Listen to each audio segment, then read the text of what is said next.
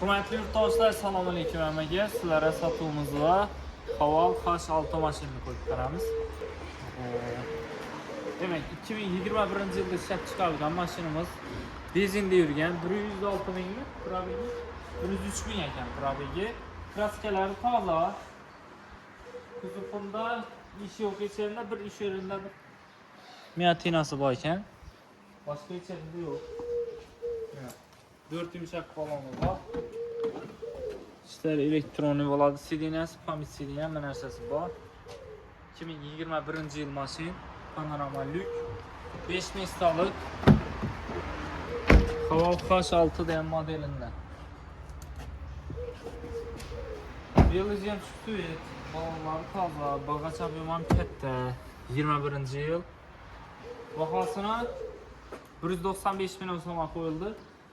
İG'den geldi maşinimiz. Gelin ne görün ne maşin ne de görünler. Savdalaşıp arası üstünde. Robotçu maşinlarınız bu sağlamız benim alan lekkesizler.